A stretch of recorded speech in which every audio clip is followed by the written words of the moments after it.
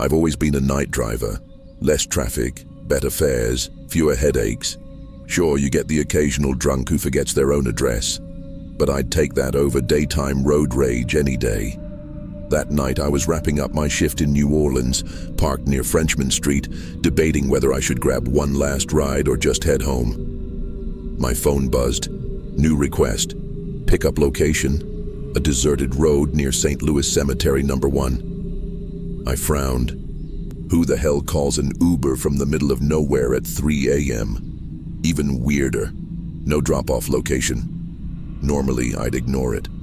But something about it made me pause. Maybe it was curiosity. Maybe it was greed. Late-night rides like this could mean a big payout. Screw it. One last ride. I accepted the request and headed toward the pickup spot. The road was almost pitch black, only lit by the occasional flickering streetlight. The air smelled like wet pavement, the kind of thick humidity that sticks to your skin. And then I saw him. Standing beneath a lone street lamp was a man in a gray suit, completely soaked. His head was slightly tilted down, his face hidden by the brim of an old hat. He didn't wave, didn't move, just stood there. I hesitated before rolling down the window. "Hey, you call an Uber?" He didn't answer immediately. Then, slowly, he gave a small nod and opened the back door. The second he got in, the temperature in my car dropped. Like, instantly. Something about him felt wrong. I tried to ignore the feeling, acting like it was just another ride. "Where to?" I asked, checking the mirror. His voice was low, raspy, like someone who hadn't spoken in years. "Just drive. I'll tell you when to stop." A chill ran down my spine. But whatever.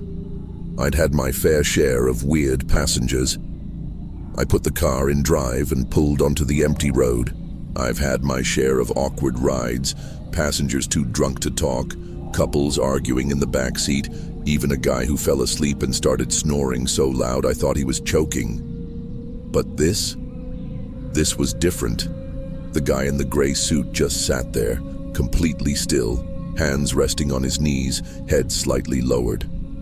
He didn't move, didn't make a sound. The only noise in the car was the soft hum of the engine and the rhythmic squeak of the windshield wipers. I cleared my throat, trying to shake the unease. "So, you from around here?" Silence. I glanced at him through the rearview mirror. He hadn't moved an inch. I forced a chuckle.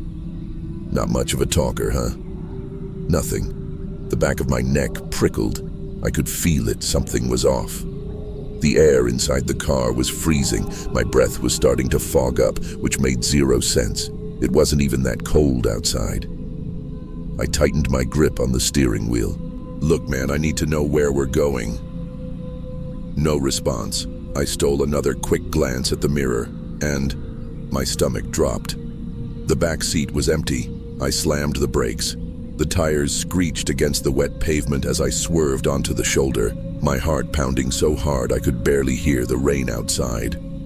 I whipped around, eyes darting to the back seat.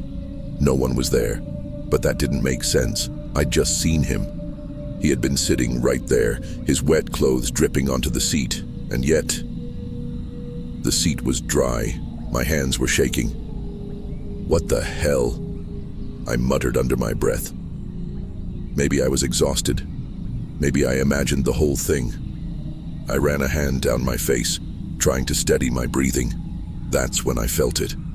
A cold breath against my ear. I froze. A whisper, so close, so chilling, sent ice down my spine. "You should have kept driving."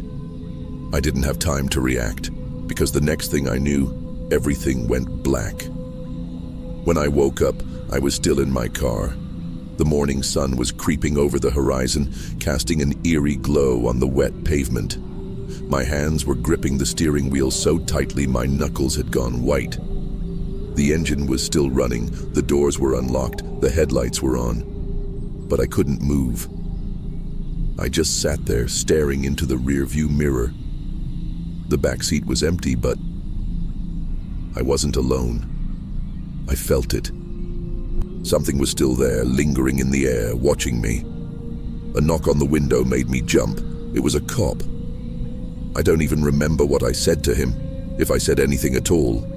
They found me sitting in the driver's seat, completely unresponsive. Eyes locked on the mirror.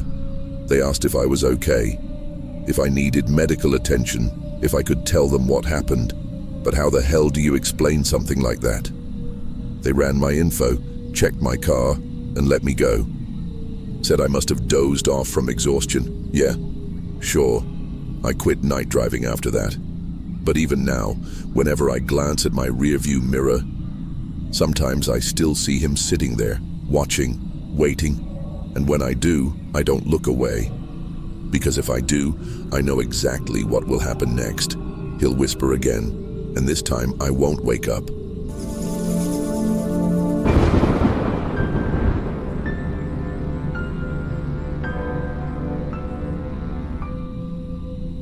You ever take a job thinking it's going to be the easiest paycheck of your life? That's exactly what I thought when I got hired to watch over an abandoned toll booth on Interstate 77 near Ravenwood, Ohio.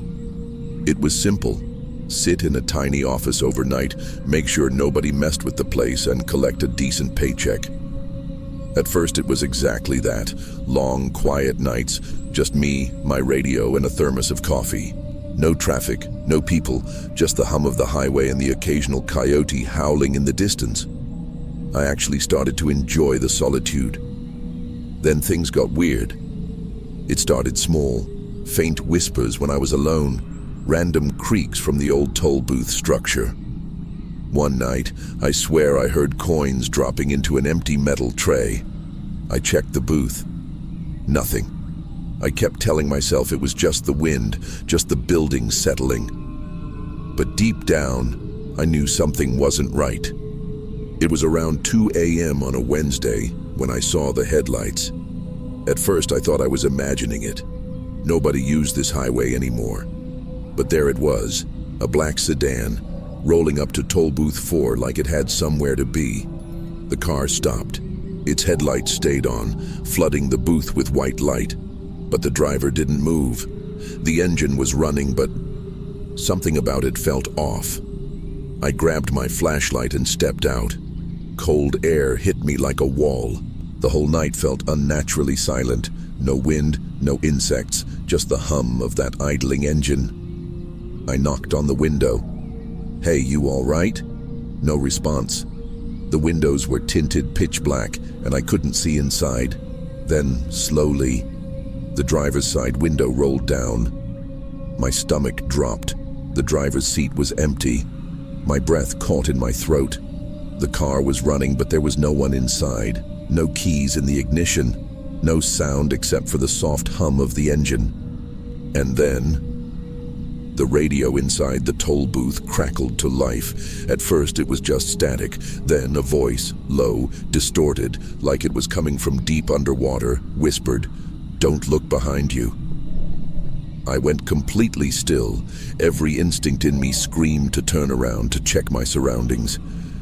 But something about that voice, something about the way it warned me, almost pleaded with me, kept me frozen. I forced myself to back away from the car, step by step, keeping my eyes locked on that empty seat. Then I turned and ran straight for the office. Slamming the door behind me, I fumbled for my radio, my hands shaking as I tried to call for backup. That's when I looked at the security monitors. The car was gone. Just gone. But in its place, standing next to Toll Booth 4, was a man in a black suit. No expression, no movement. Just standing there, staring directly at the camera. Morning couldn't come fast enough. As soon as my shift was over, Richard Carter, my boss, stormed into the office looking furious. "Why the hell did you lower the gate for that car last night?" I blinked at him. What? I didn't. He didn't say anything, just turned his laptop around and hit play, security footage. My stomach dropped. There I was, standing outside Toll Booth 4, lowering the gate, waving someone through, smiling. But I had no memory of that. That was it. I quit on the spot. But before I left, I needed answers. I did some digging, searched old news archives about accidents near Ravenwood. That's when I found it. 20 years ago, a car got stuck at Toll Booth 4. A fuel truck hit it. The entire family inside burned alive. Ever since then, the black sedan comes back, looking for a way through, and last night I let it pass.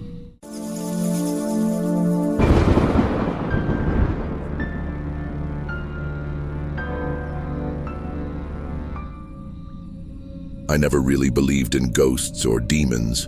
I mean, sure, I'd heard stories, but they were just that, stories. But let me tell you what happened to me at that freight yard. That was no story. That was real. After leaving the military, I needed a stable job, something quiet, something easy. So when I got hired as a night security guard at an old freight yard on the outskirts of Kansas City, Missouri, I thought I'd hit the jackpot. 12-hour shifts from 7 p.m. to 7 a.m. alone, with nothing but a flashlight, a radio, and a gun on my hip. Sounded simple enough. My first day on the job, I met Michael Graves, the guy I was replacing. He looked exhausted, like he hadn't slept in weeks. As he handed over the keys, he stared at me for a long second, then pulled something out of his pocket, a small scapular. "Take this," he said. "And if you hear anything strange, just pray." I laughed, thinking he was messing with me. "What, is the place haunted?" Michael didn't smile. He just shook his head. "You'll see." Then he walked off, leaving me standing there with that weird little charm in my hand. I should have taken the warning more seriously. For the first few months, everything was normal, boring even.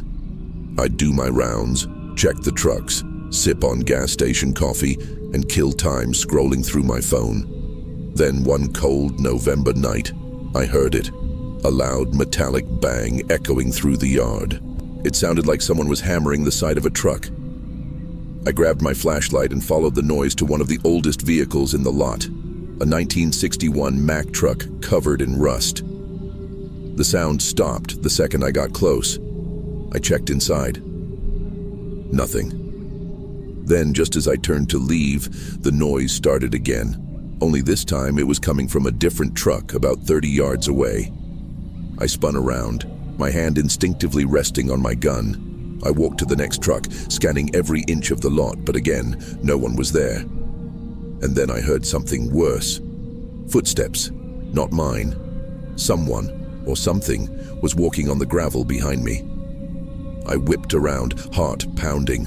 But when my flashlight cut through the dark, the lot was empty. Just rows of silent, sleeping trucks. A chill ran down my spine. Maybe Michael hadn't been crazy after all. After that night, things started getting weird. At first it was little things. A toolbox falling over by itself. My radio crackling with static even though no one was on the other end.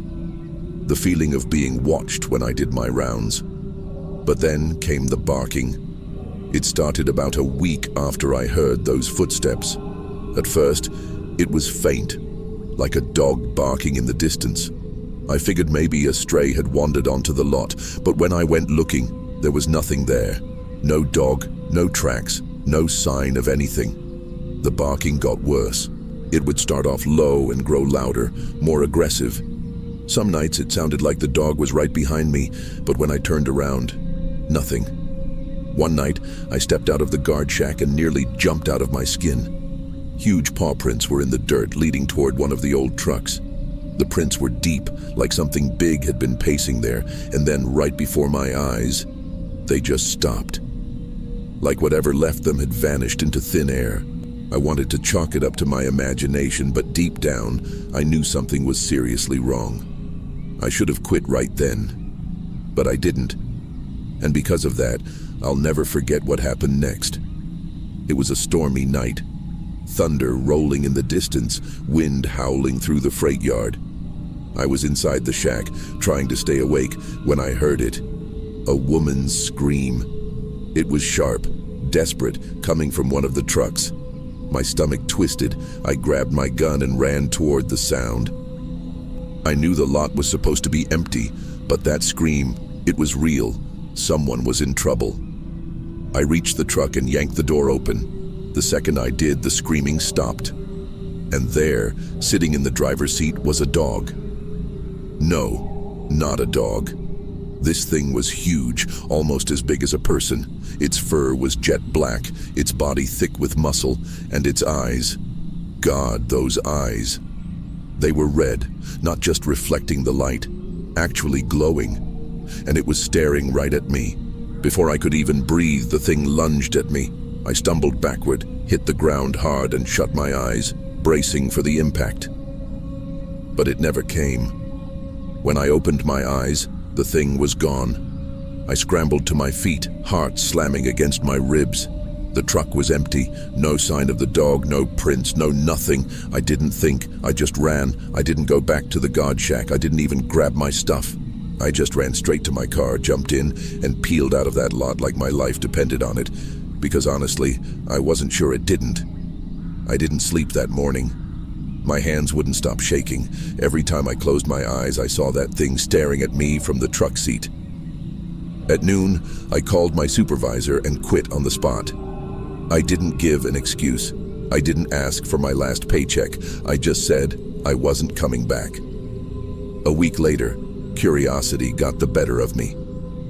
I reached out to some guys who had worked there before me just to see if anyone else had experienced something weird.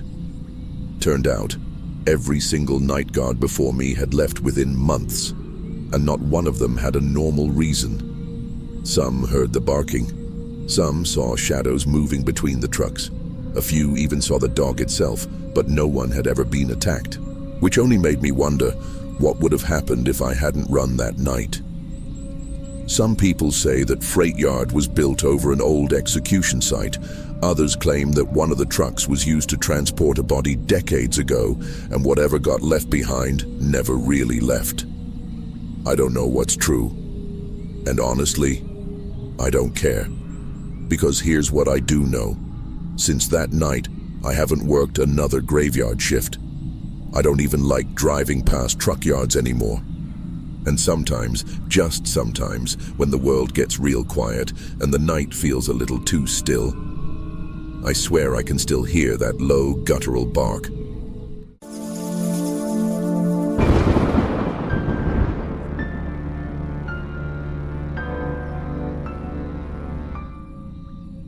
I never thought I'd end up in a situation like this.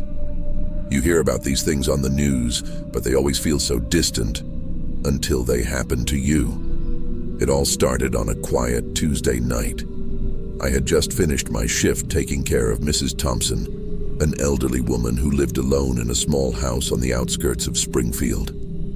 Working the night shift wasn't exactly ideal, but it let me be home with my kids during the day, so I made peace with the exhaustion. I locked up the house, walked to my car, and slid into the driver's seat. The night was cool, and I was looking forward to getting home, taking a quick shower, and crashing into bed. But the moment I turned the key, my heart sank. The engine coughed, sputtered, and then nothing. I tried again, and again, but the car wasn't having it. I sighed, reaching for my phone. Dead. Of course. For a moment, I just sat there, gripping the steering wheel, debating my options. The street was empty, no other cars in sight. There was a 24-hour gas station about 3 blocks away. I figured I could walk there and use their phone to call David, my husband. He'd probably be annoyed about being woken up, but at least he'd come get me. With no other choice, I grabbed my bag and started walking. The air felt heavier than usual. Maybe it was just my nerves, or maybe it was the eerie silence of the empty streets. The only sound was my own footsteps echoing against the pavement. By the time I reached the gas station, my skin was covered in goosebumps. I stepped inside, relieved to see a bored-looking cashier scrolling through his phone. "Hey, my car broke down. Can I use your phone?" I asked.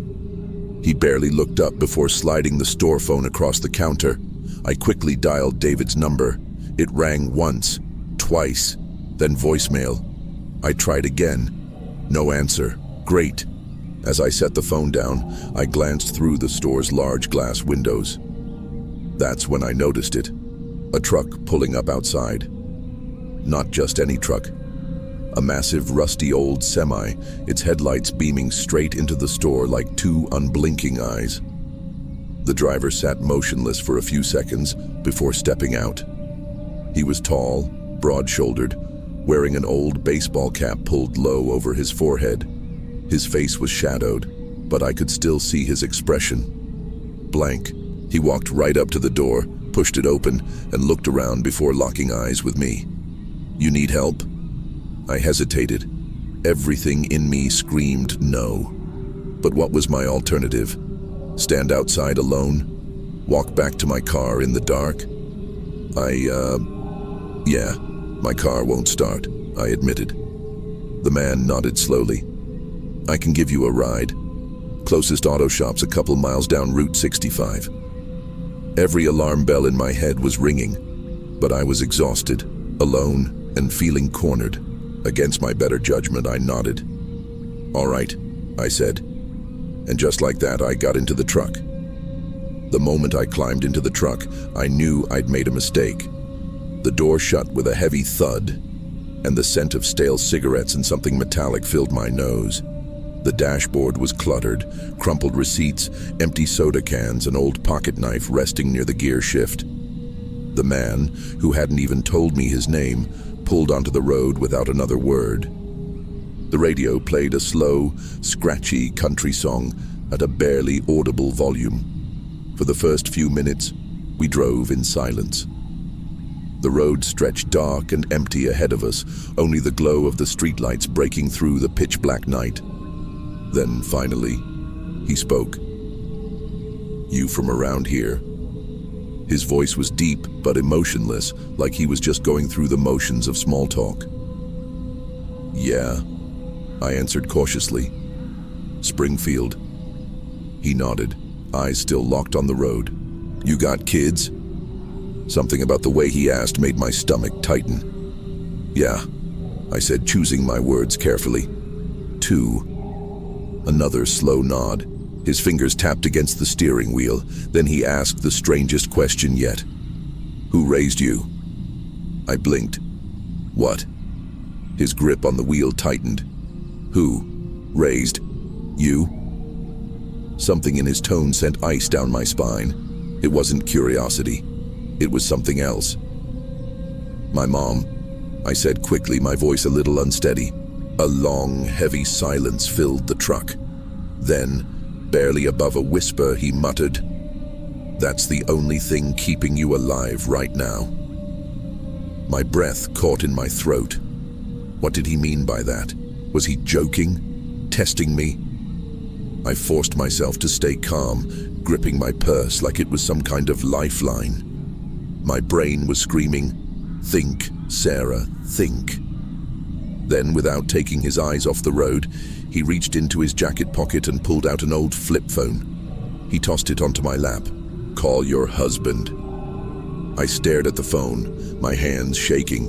He didn't say call for help. He didn't say call a tow truck. Just my husband. I picked it up slowly and dialed David's number. One ring, two. "Hello?" My heart nearly burst out of my chest. "Hey," I said, trying to sound normal. "My car broke down. Can you come get me?" There was a beat of silence. "Where are you?" Before I could answer, the man beside me jerked the wheel, making the truck swerve slightly. "Don't tell him where you are," he said flatly. I swallowed hard. My mouth had gone dry. Meet me at the gas station off Route 65, I said instead, my voice shaking. Another silence. "Okay," David said, clearly confused. "I'll be there soon." I hung up, clutching the phone like it was the only thing tethering me to reality. The truck rumbled on, the road stretching endlessly ahead. I had no idea what would happen next. The truck slowed down. My pulse hammered in my ears. Was this it? We weren't at the gas station yet. We weren't anywhere. Just an empty stretch of road, trees lining both sides, no lights, no houses, nothing. I swallowed hard, trying to keep my breathing steady. My fingers twitched against my lap, itching to reach for the door handle. Then, without warning, the man pulled over. The truck hissed as it came to a full stop. He reached across me. I flinched, but all he did was push open the door. "Get out." I hesitated for half a second, my mind racing with questions. Why now? Why let me go? What was he thinking? But I wasn't about to wait for answers. I fumbled with the seatbelt, practically throwing myself out of the truck. The ground felt unsteady beneath me, but I didn't stop moving. I slammed the door shut, stepping back quickly. The man didn't say another word. He just stared at me for a long, uncomfortable moment. Then, just as suddenly as he'd stopped, he put the truck into gear and drove away. I stood there frozen, the sound of the truck's engine fading into the distance. What the hell just happened? A moment later, headlights appeared down the road. My heart nearly burst with relief when I saw David's car approaching fast. He pulled up beside me, and before he could even put the car in park, I threw the passenger door open and jumped in. "Sarah? What the hell?" "Drive," I gasped. "Now."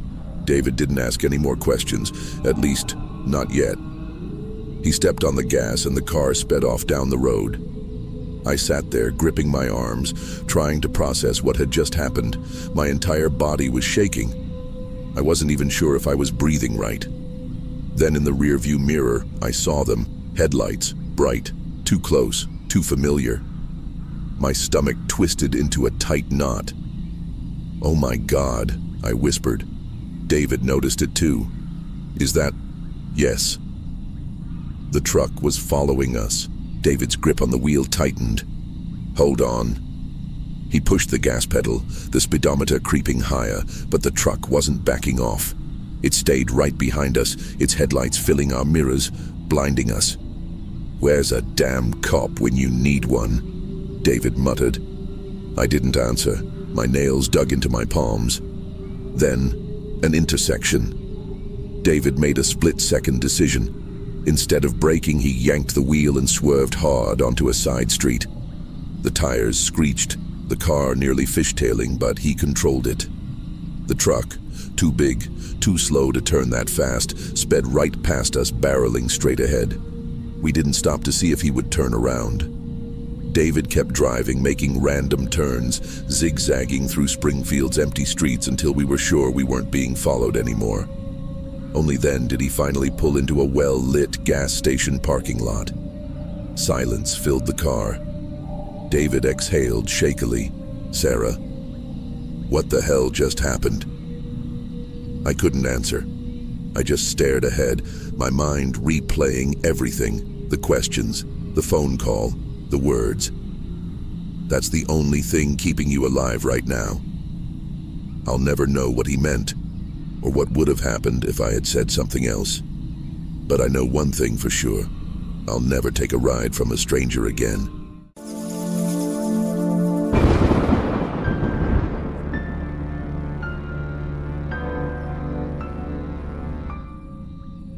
I've worked at Bellevue Hospital's morgue for years, long enough to get used to the weirdness that comes with the job. The silence, the occasional flickering light, the feeling that someone's watching, even when I'm alone. It used to freak me out, but now, it's just another night. I check in at the front desk, where Linda, the receptionist, is sipping her coffee and scrolling through her phone. She barely looks up as she says, "Hey, just a heads up. Thomas called in sick tonight." That makes me pause. Thomas never calls in sick. He's been my friend for years, always reliable, always showing up even when he probably shouldn't.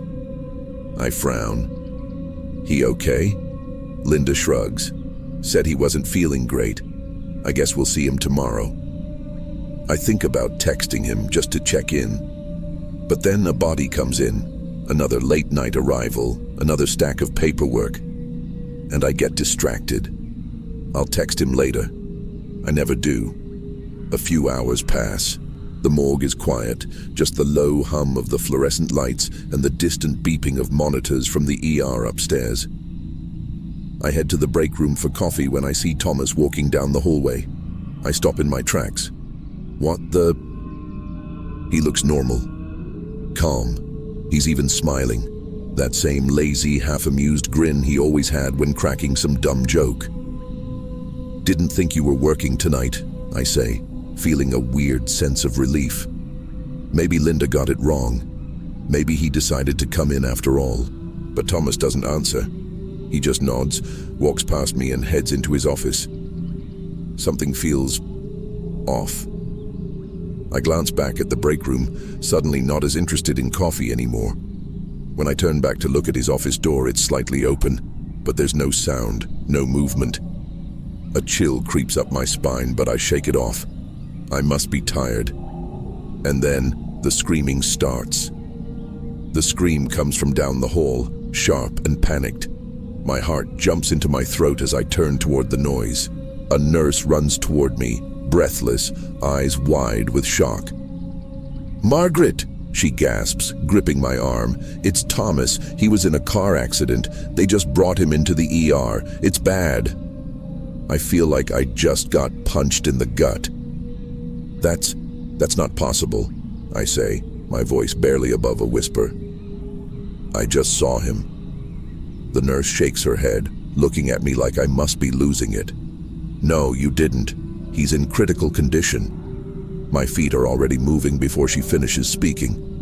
I sprint down the hallway, past the morgue, past the empty waiting room, until I reach the ER doors. The scene is chaos. Doctors shouting, machines beeping, the smell of antiseptic thick in the air. I stop dead in my tracks when I see the paramedics rolling in a stretcher. My stomach drops. A body is covered with a white sheet. I already know who it is. I force myself to step closer. One of the nurses gently pulls the sheet down just enough for me to see his face. It's Thomas, lifeless. Still, the world tilts. My breath catches. How is this possible? I saw him minutes ago. He smiled at me. He walked into his office. But Thomas has been here this whole time, dying. I don't know how long I stand there staring at him. The voices around me fade into nothing. I can't move, can't think, can't process what's happening. It's only later, when I'm back in the morgue alone, that reality truly hits me. Thomas is here now, on my table. The place where I've prepared hundreds of bodies over the years. Except this time, it's not just another body. It's my friend. I pull up a chair, sit beside him, and let out a shaky breath. "Hey, Thomas," I say softly. "Guess you stopped by to say goodbye, huh?" The words feel ridiculous, but I know what I saw. I know he was there. I shake my head, laughing bitterly. "I should have called you, checked in. I didn't think you'd actually be sick, man." My voice cracks. My throat burns. Silence. And then something shifts. I freeze. My heart pounds in my chest as I slowly look up, and that's when I see it. A faint smile on his lips. It wasn't there before. I suck in a sharp breath, my whole body covered in goosebumps. The room is silent. The air is heavy. But I swear to God, he heard me. I don't sleep that night. I don't even try. I sit in the morgue long after my shift ends, staring at Thomas, half expecting him to sit up and crack some dumb joke about how I look like I've seen a ghost. But he doesn't move. He's gone. Still, I know what I saw. That smile. That damn smile. It wasn't my imagination. It wasn't just a trick of the light or my mind playing games on me. He heard me. I know it. Eventually, I stand up, my legs stiff from sitting too long. I reach out and rest a hand on his shoulder. One last goodbye. "See you around, Thomas," I whisper. And as I turn to leave, I swear I hear something. A faint exhale, like a sigh of relief. I don't look back. I don't need to. Some things just can't be explained. And honestly, I'm okay with that.